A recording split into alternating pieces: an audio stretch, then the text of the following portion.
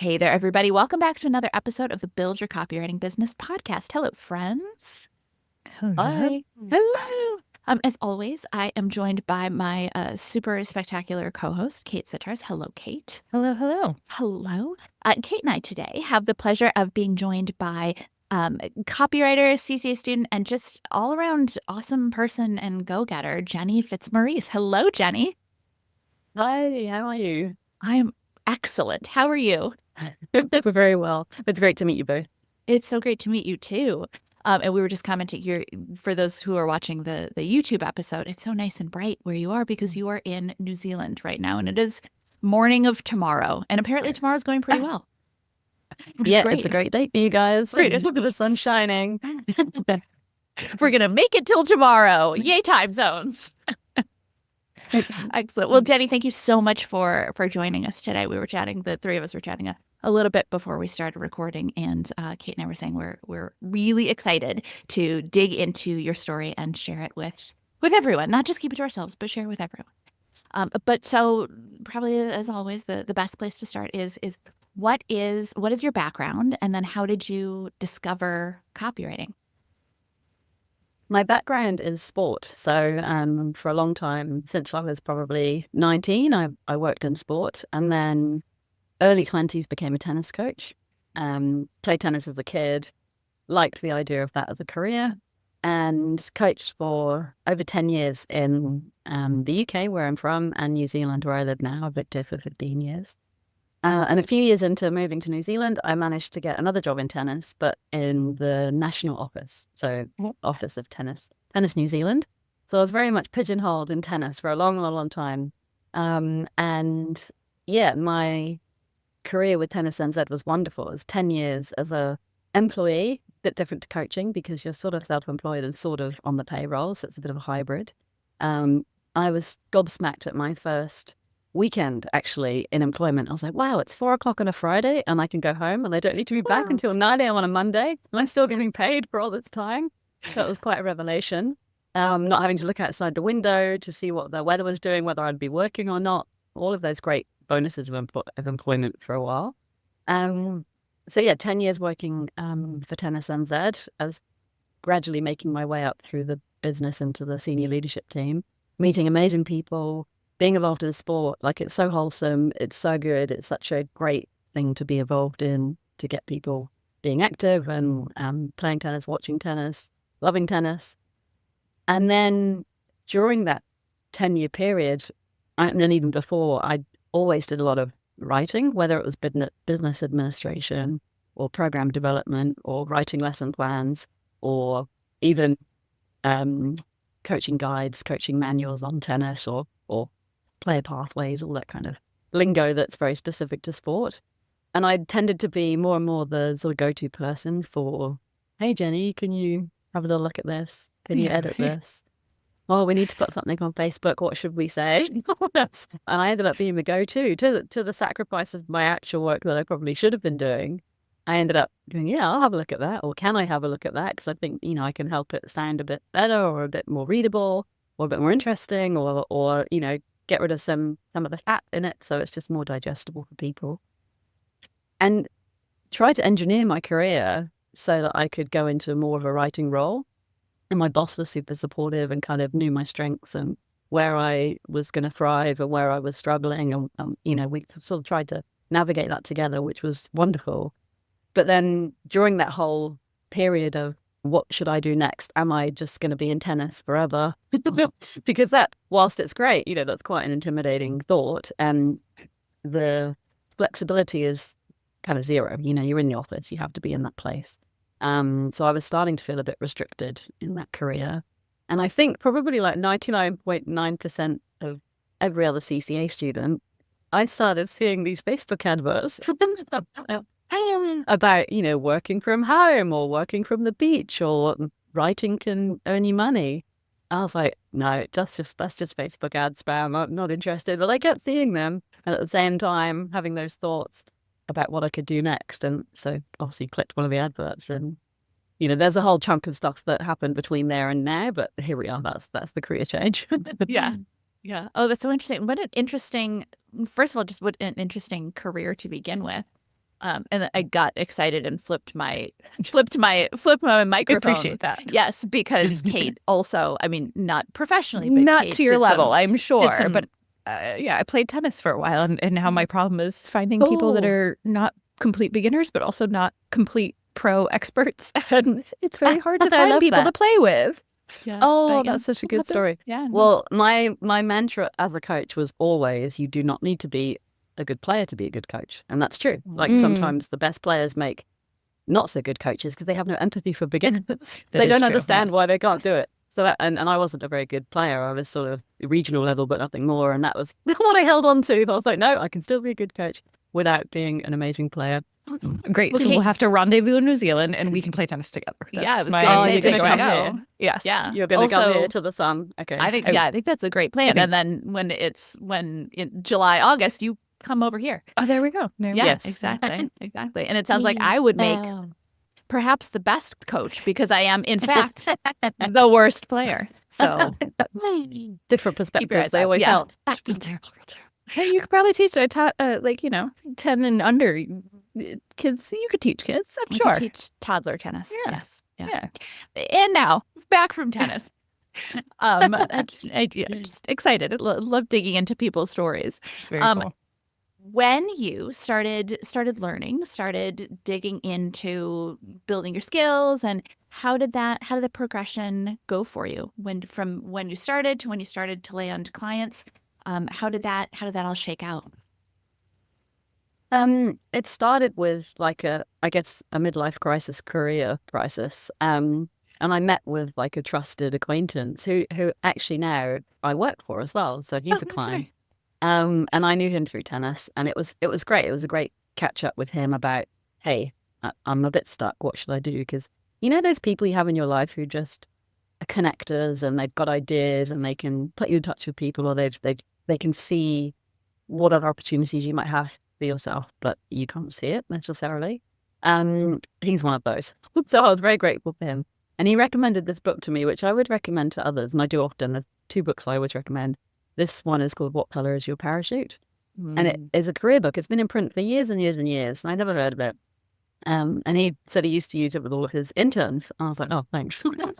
But anyway, the parachute book, I worked through that and realized how much I enjoyed working on my own.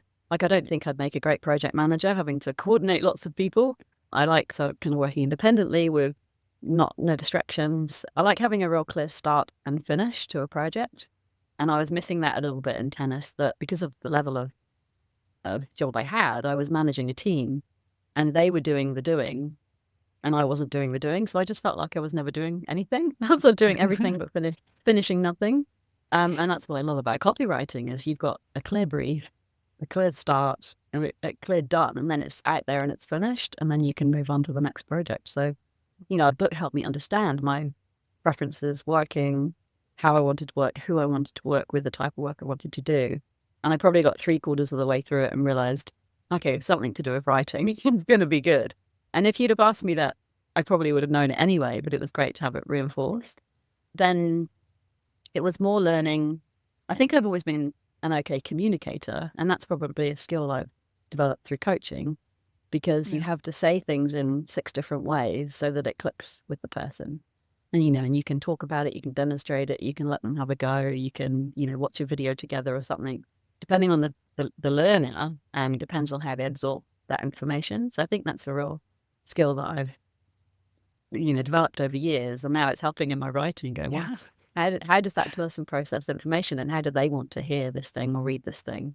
And it wasn't until I started the CCA modules more formally that I was like, oh, okay, right, there's kind of, it's not just writing and writing anything, but there are patterns and structures and things that you need to sort of highlight, what comes first, what comes second, what comes third. And having all of that, jumble of what writing is ordered out for me was really, really helpful. And the second thing, I guess, the second part to your question around landing clients, just started talking to people. I started telling people I was sort of interested in doing this on the side, and I'd done a few of the CCA workbook things, the step pieces. especially around brand voice. And I sent them off to a few of my friends who had done it for their companies, and another company that I was using myself professionally, like a financial advice company, and I sent it off to them. Say, hey, I've analyzed your brand voice. Now it feels kind of cute, like a little bit embarrassing almost, like, oh, what a sweet thing to have done.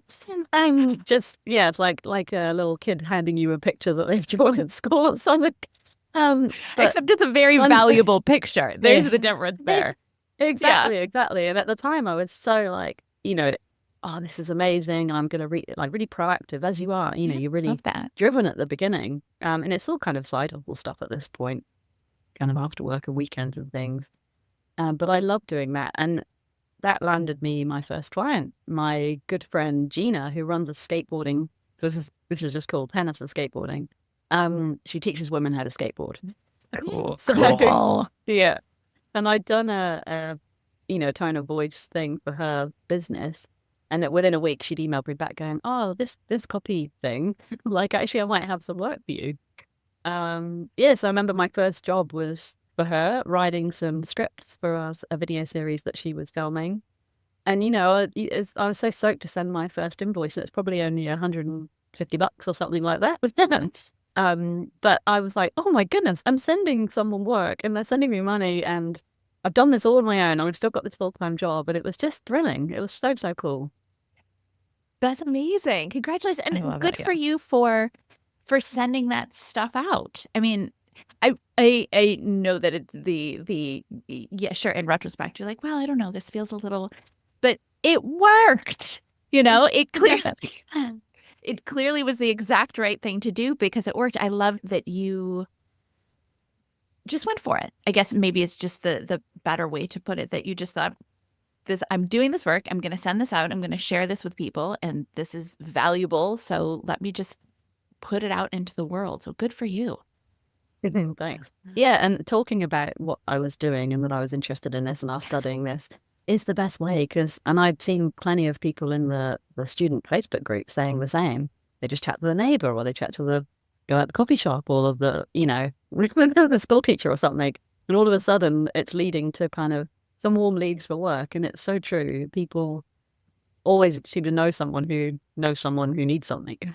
Mm-hmm. Exactly. Well, messaging is so important that it makes sense, right? When people know, if we're all 6 degrees from Kevin Bacon, then we're probably only 1 or 2 degrees from somebody who needs some copy. Yeah. Yeah, exactly. And in New Zealand, there's only 1 degree of separation. It's such a small country. So it's true. You're more connected. True. So we have insider knowledge, but you talked about, this was your first invoice you sent. But you sent your second invoice, and I feel like made a bold move after that. Can you talk to us? Walk us through that. Walk us through the mindset through that, all of that. Yeah, so I guess I think I signed up to the CCA in July. The last year or so, or 2 years in my job at tennis, I've been thinking about what else I could do, what was my options beyond, not only beyond tennis, but beyond sport. And was I pigeonholed? Reading this book, speaking to people, kind of reflecting on who I am, what I want, that whole kind of self-analysis, self-reflection period. And made the move into studying, got a couple of casual clients. And I remember I'm an early bird to bed, like 9:30. My friends always would mock me for it. I was like, what are you doing up? I texted someone at 9:01. But I was up till 11:30 doing this stuff, doing the lessons, doing projects that this sort of client I had, and just loving it. I was so buzzing, I didn't want to stop. And then, through another friend on LinkedIn, which is another great place for finding work, she was finishing up her job. She'd sort of acted as, I guess, like a comms PA, business manager to this chap in Australia who's an author and kind of a public speaker, keynote speaker. And I thought, oh, well, I know her, and I'm kind of a bit of the job's writing, so I'll message her and see, hey, if we can get paired up for a chat. And we did, and that led to him agreeing to take me on. And this chat, I guess it's a little bit, it depends how you word this, but he would pay 3 months at a time, so he'd bulk pay me, so he only had to pay once and avoid bank fees and regular, all that stuff. So my second invoice was quite large, but it was for a big period. So I don't know if that's cheating or not. No. If it's income, it's not cheating. There's no cheating in there. No, that's it. That's it. And it's great, you know, you got that payment for sort of the months from, I don't know, October to December, a certain number of hours a week. So I guess my first sort of retainer client, to manage his social media, a little bit of sort of behind the scenes admin as well, but mostly social media stuff, mostly LinkedIn, Instagram, and Facebook for him to promote his books and to promote his video blogs that he did each week as well. And it was at that point where I had a big heart-to-heart with my ex-husband, was my husband at the time, and said, I really do need to quit. I'm sort of feeling burnt out, feeling really down, struggling like this. I'm pretty, frazzled right now and kind of no lust for life, no energy elsewhere, but finding this new energy through copywriting and through another door opening and going, oh, actually, I could go that way, led me to hand my notice in at tennis. And I'll still remember that evening where, we agreed, okay, I'm going to hand my notice in, tomorrow or the next day, whenever it was. And I just burst into tears. Like I absolutely just, I was in the middle of eating dinner and I couldn't eat. I couldn't finish. And it was that sense of that weight being lifted, and that relief as well, that I wasn't going to be in the same job, in the same place for the next 30 years, which I loved my job and I love the people and I miss it. I'm still connected with them all and I miss them dearly, but it was just that feeling of this is all I'm going to do forever. And I didn't have that control over it, which made me feel a bit stuck. Yeah, and I still remember that moment. And although we were fortunate, we had a financial buffer, so it didn't really matter how much I earned for the next few months. We could take some schedule flexibility there, and there was no pressure and the support. And I knew that, okay, well, if I keep talking and keep meeting people and being proactive, there's clients out there, like you guys always say. So just, that was it. Took the leap. Hey there, it's Nikki. I wanted to take a very quick minute to make sure that you knew about our free on-demand copywriting training. Now, whether you are brand new to copywriting or you've been doing it for a while, but you just can't seem to hit those income goals, this training is for you. You are going to learn the 3 secrets to landing freelance copywriting work without relying on frustrating job bidding sites like Upwork or Fiverr, or without cold calling strangers. And if you've watched any of the student success stories on this channel, and if you haven't yet, check them out. This is the exact same training that they all started with. And I mean students like Kate K, who is making 6 figures working part-time and retired her husband to help her build her business. Students like Stuart, who replaced his full-time salary, which was a good one, with his freelance income and then some. Stacy, who hit 6 figures in her first 6 months as a freelance copywriter, and Ashley, who landed the in-house copywriting job of her dreams. They all started with this free training, and you can start with this free training too. So sign up right now at freecopywritingtraining.com. That's amazing. What a good validation, though. How beautiful. I mean, to have the tears come and just realize that that's what that was the result of. I didn't expect that. That was quite shocking, actually. Yeah, and I remember my husband at the time saying, "Oh wow, you really did want to quit, didn't you?" I was like, "Yeah, I've been saying this for like 18 months." So it was a shocking reaction. But yeah, very validating. Yeah, absolutely. Kind of a beautiful catharsis. Like, yeah, and thank you for sharing that, because I think we all kind of face those moments, and we don't know until we make the decision. And then I think once you make that decision is when you get that relief and value. You don't get it before you do it, and it's you're still right. Tricky to go through with it. And, Oh yeah, it's terrifying. And I do say that to people, as you go through life and people want advice, and like, you won't know how crap your situation is until you're out of it, or you won't know how you feel about something until you're reflecting on it in 2 years' time. You go, God, I can't believe I did that for so long, or I can't believe I put up with that, whatever it is, whether it's work or relationships or I don't know, whatever way you lived, how you live. Yeah, it's fascinating. I think that's the coach in me coming out always, trying to coach people through life. And I love that. Yeah, we get acclimated to where we are, and it's hard for people to believe that things could be better. And I think you see a lot of people in that place. I think I just even think of comments we get on Facebook ads, things like that. Like, oh, this can't be real. That's not a real. Like, no, it really is. Yeah. It really is. Just Yeah. get out of whatever you're stuck in and explore the world a little bit more. Yeah. Yeah. I've definitely replied to one of those comments going, Oh, this have looks you? like a scam going. Well, It's thank not. you. I think you. lots of the students do. I'm like, no, mate, it's not. Thank you to everyone who does, Jenny and everyone. Thank you. I know it's an interesting world out there on the internet.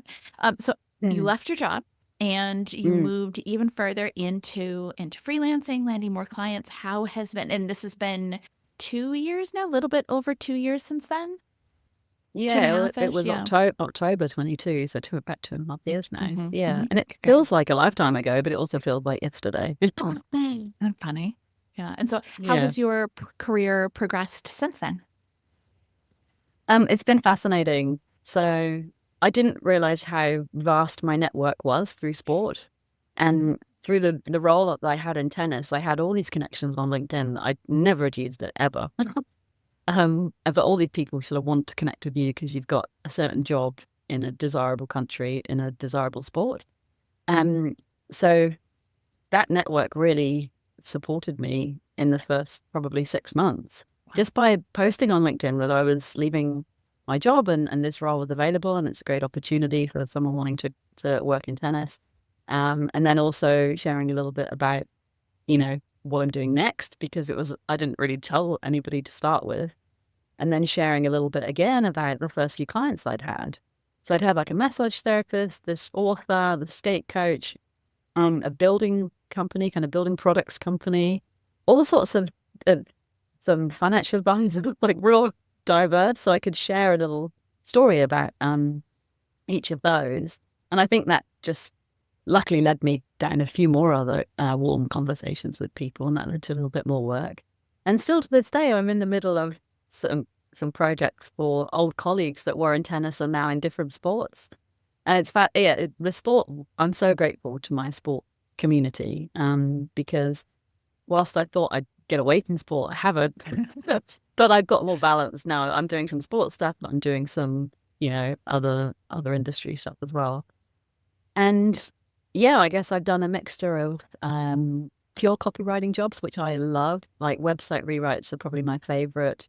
And print ads I love as well, especially if you've got no space. Like if you've got a really small space to fill, I'm like, oh, well, how can we play with this? Having restraints or constraints is a really fun way to work, I think.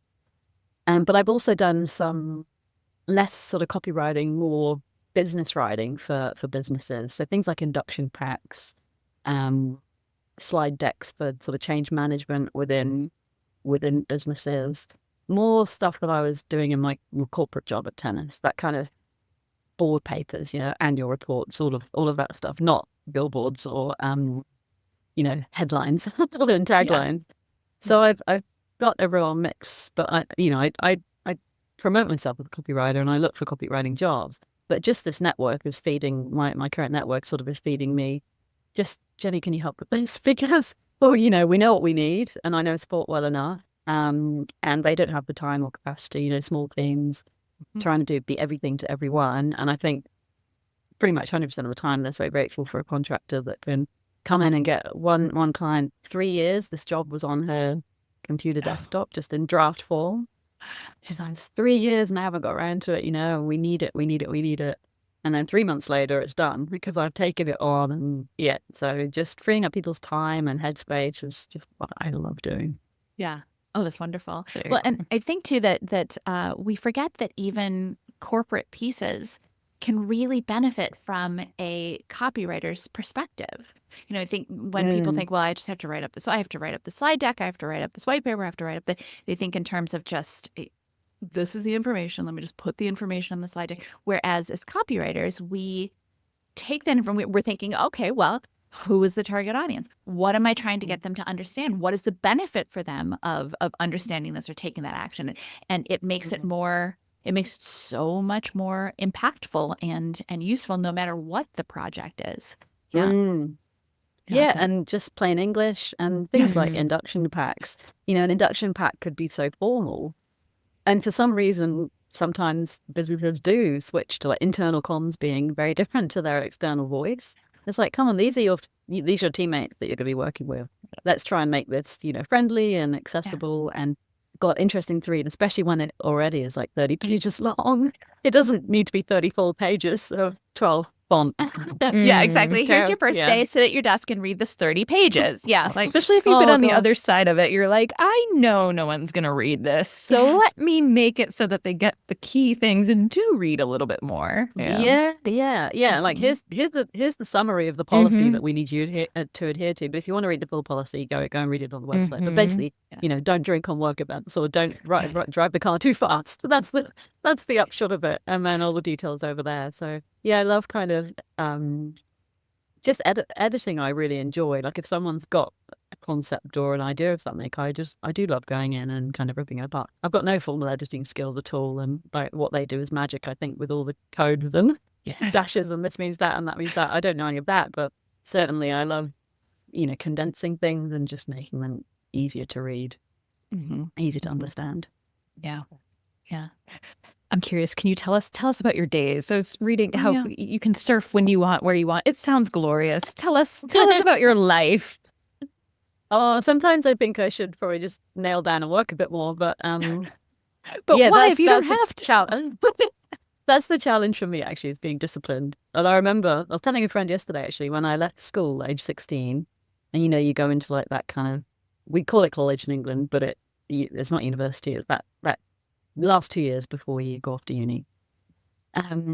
All of a sudden I didn't have much supervision, and I was like, wow, no one really cares if I'm here. I can just go do it. Nothing.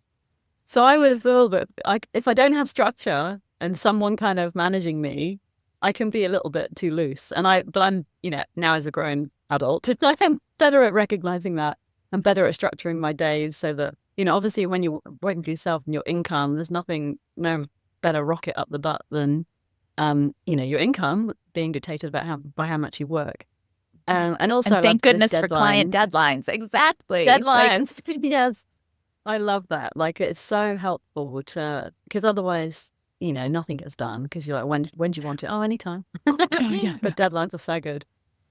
So my day, I still don't know if I'm more productive in the mornings, lunchtimes, or afternoons. I haven't figured that out yet. And I don't think I ever had in my whole career. But I will I've got time scheduled sort of each week for pitching, and kind of following up on pitching, and for doing things like LinkedIn posts and replying to emails. So I do chunk my time. So I'll block out sort of half an hour for emails and financial admin and stuff, sort of every other day a week, a whole day for pitching, really, because it does take a while. And also, that does give me a buffer if I'm behind on any client work. I can just sack that off and I've got a whole day up my sleeve again, which is good.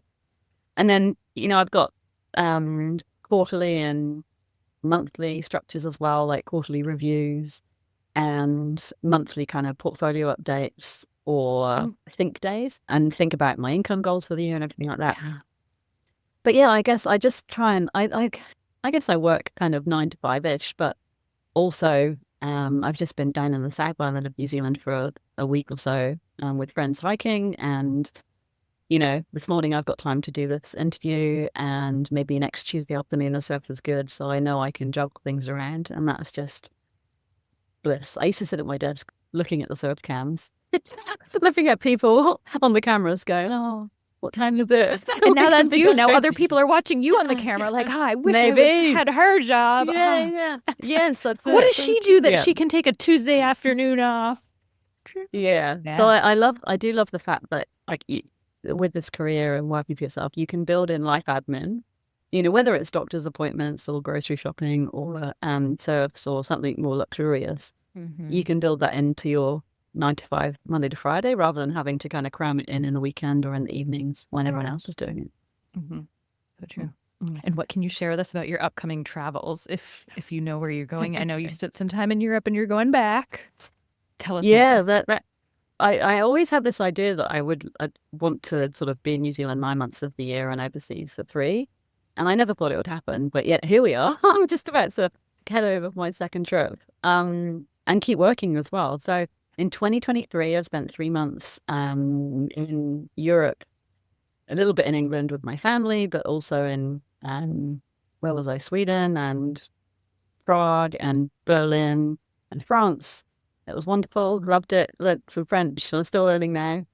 And I worked, funnily enough, I think those 3 months I billed more income than I had done in the 6 months prior, which I couldn't understand. But then I realized, the first 6 months of that year, I was kind of getting over a breakup, building my business, feeling I just moved house, trying to rebalance myself with like, who am I? What do I want to do?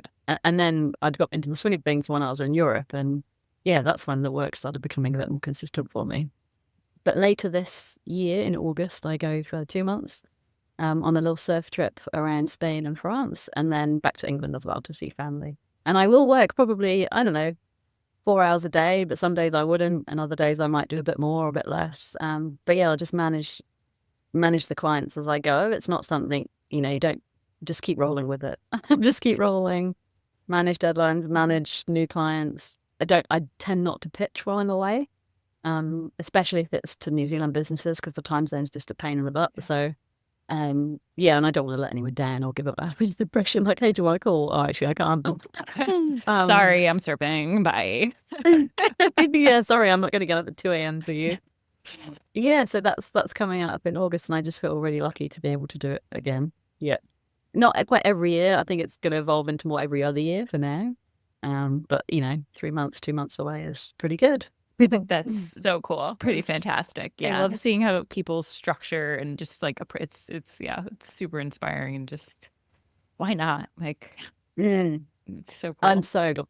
I couldn't believe it. I think my first LinkedIn post was when I was away in 2023 was to say, if you'd have told me a year ago that I was digital nomading my way around Europe, I'd have just gone, yeah, okay, whatever. Really? Like, no, I don't think so. But yeah, it happened. It did. And it's crazy. I just think, oh, that's lucky. But my always approach is, how do you eat the elephant? One bit at a time. And before you know it, you're like, oh, crumbs. I'm sitting in a cafe in Berlin with my best friend from when I was born. We're sat there working together. Very cool. So cool. Yeah, So cool. that's the thing, is that so true. Yeah. there's no luck about it. You took the steps, you took the action. And you had a goal too, which is cool. Yeah. I feel like half the time we forget to dream like you are, of like, well, I want this, so why not do it?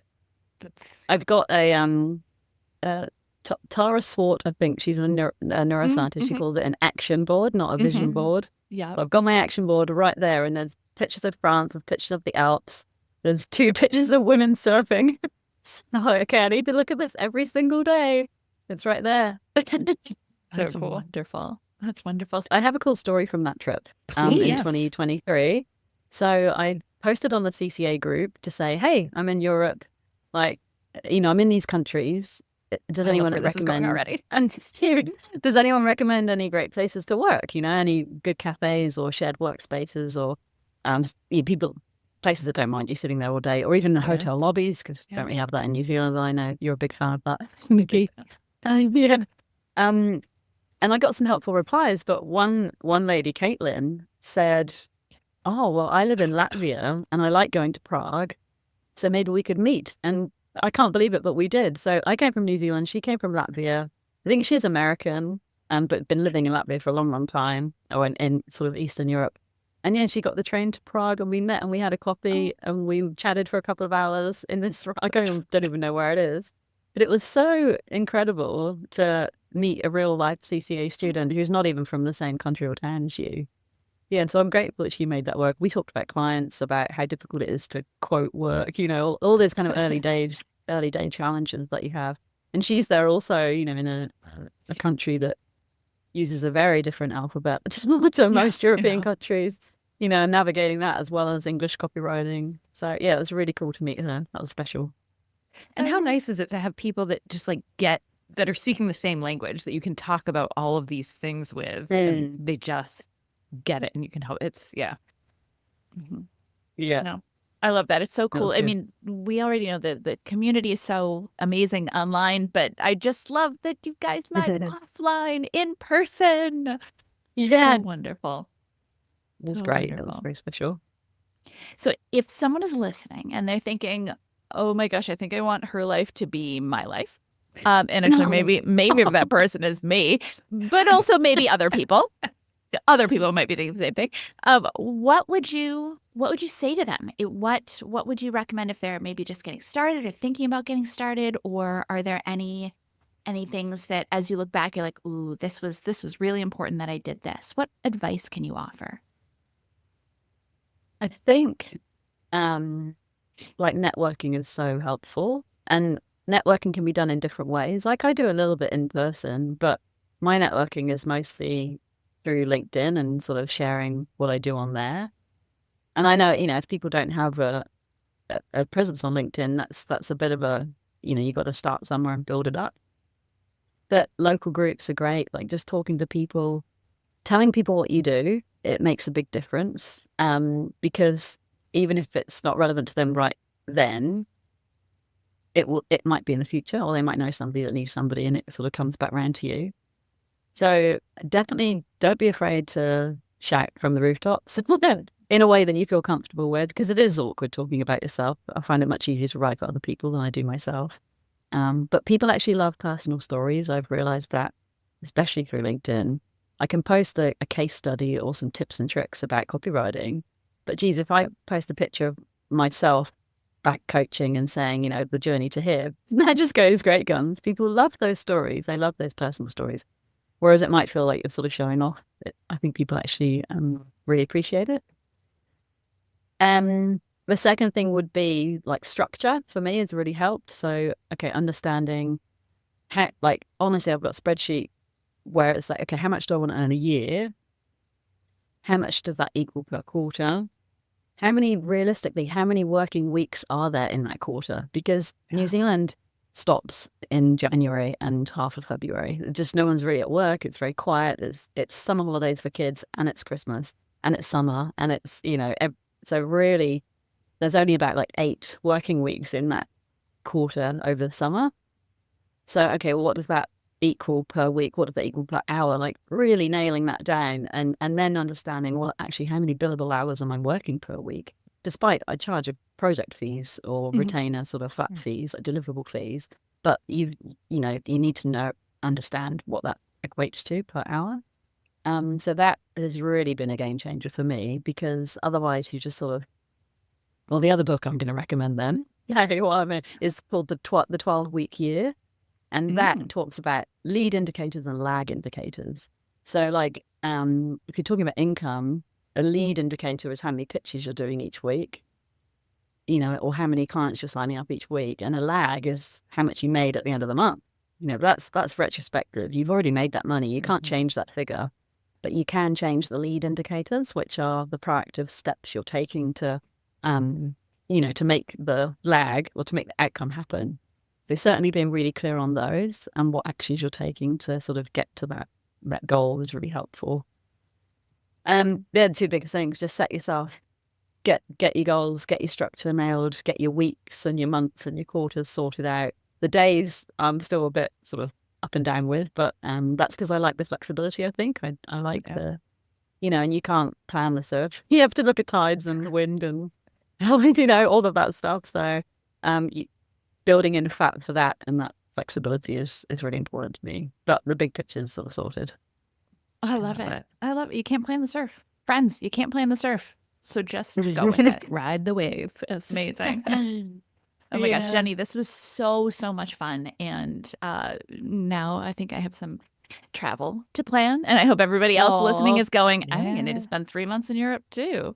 Either that, or we'll all just show up on your doorstep in New Zealand. So, yeah, great place to come. Yeah, there's only like 12,000 plus CCA students. So, how many can you sleep? Just out of curiosity.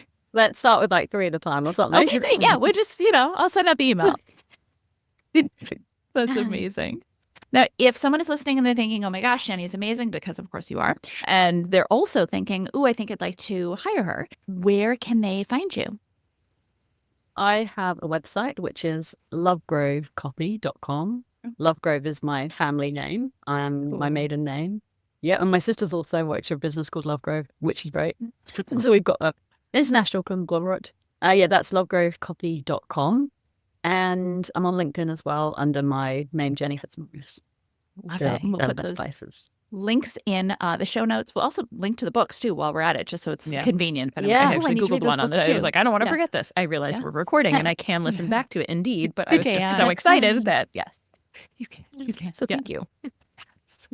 Well, Jenny, this was so much fun. Thank you so much for chatting with us today. I'm already excited to do a follow-up episode and talk about all the other places you've traveled. Just a vacation debrief, Yes, exactly.